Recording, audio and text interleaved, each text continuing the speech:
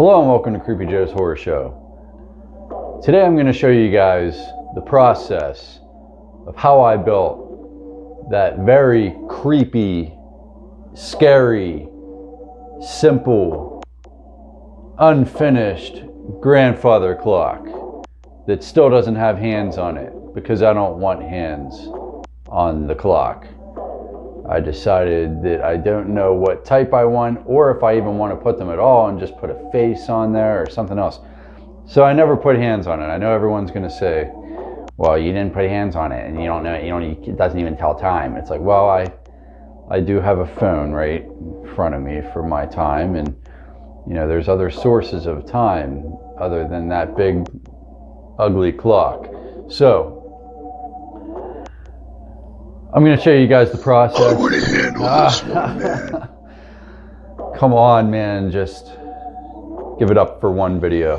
Why, I'm good at it, okay, man. Slip Rick, the pervert, is going to tell you guys the process, I suppose. He's a freaking perv. I promise if he gets too I'm annoyed. not. Well, yeah, man. Come on, man. Please don't call me Your annoying. voice is grueling and it does get annoying after a while.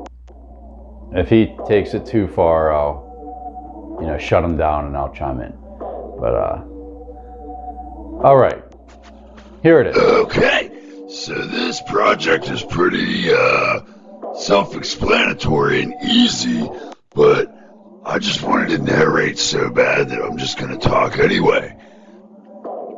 So, okay, man, we have a radio arm saw here. Now, this radio arm saw is really powerful and it will cut your fingers off. So when you're using a radio arm saw, you should probably proceed with caution. Okay?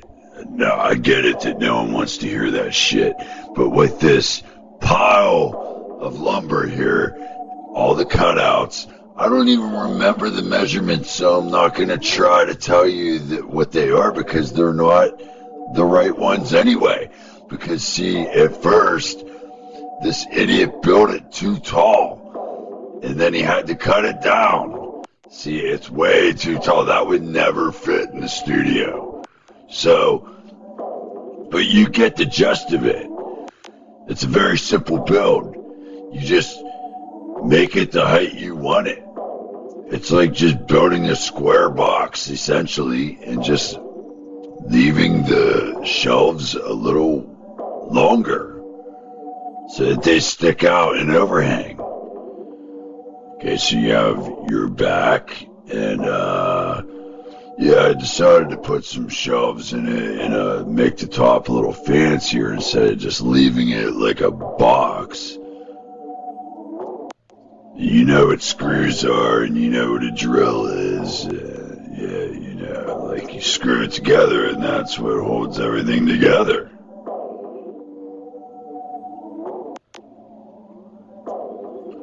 Okay, yeah, you got the Craig joints right there. Craig joints, definitely a lifesaver when you're building furniture.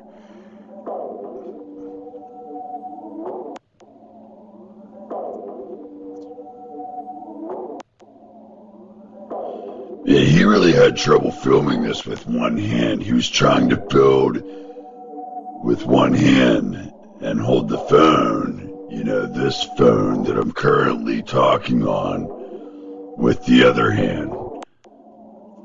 It's not an easy job. But when you're an idiot and you didn't think of putting it on a tripod in the first place, then you kind of deserve it, so.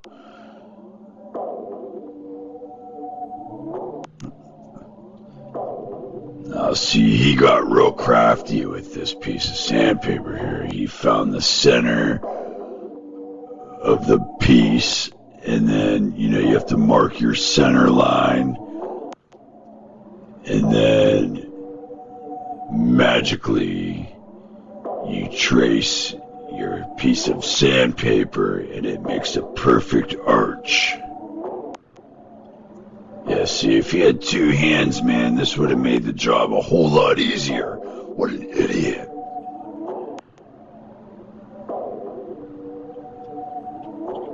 Oh, you're gonna need your other hand there, man. Oh, magic.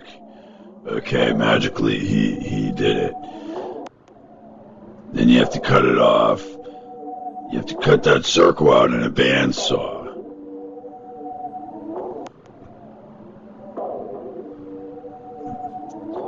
Oh, he did it! He didn't even show the process. You get the idea. You see a lot of... Oh, no, there it is. Oh, look. It went backwards. Editing problems, man.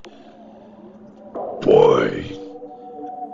Could have taken a little more time editing. Of course, you couldn't show the process because you needed your second hand. Man, get your life together, man.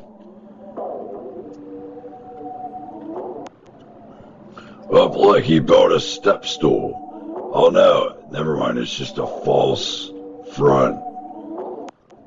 So it sits back in a little further. Okay, I get it now. Oh, yeah, see?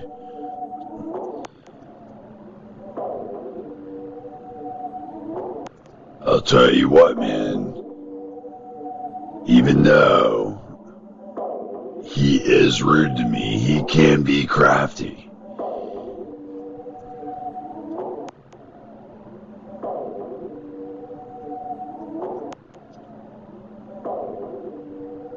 Oh, man, it's really coming together now.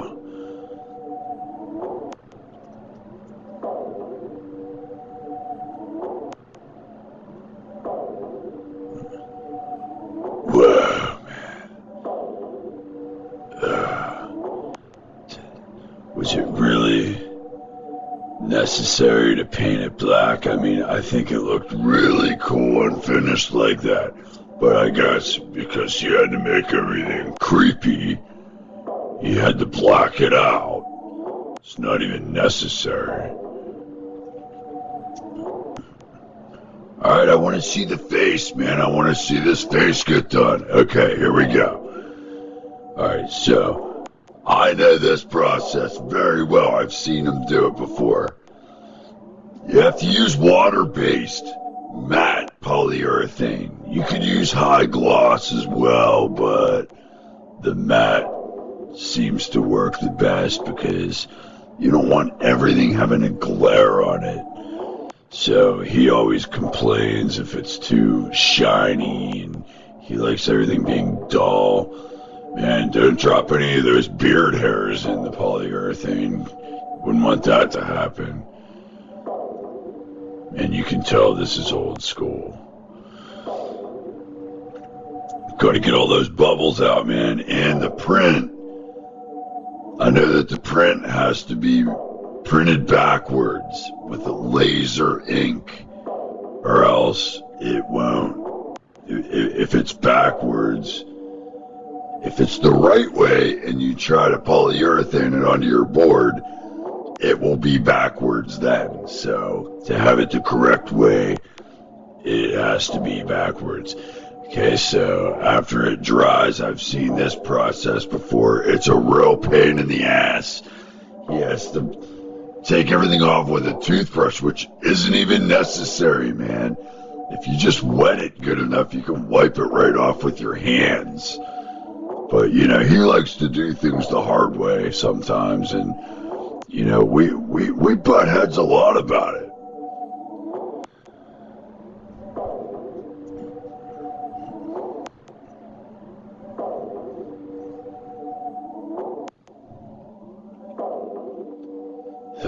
Man, did you really have to show the whole thing?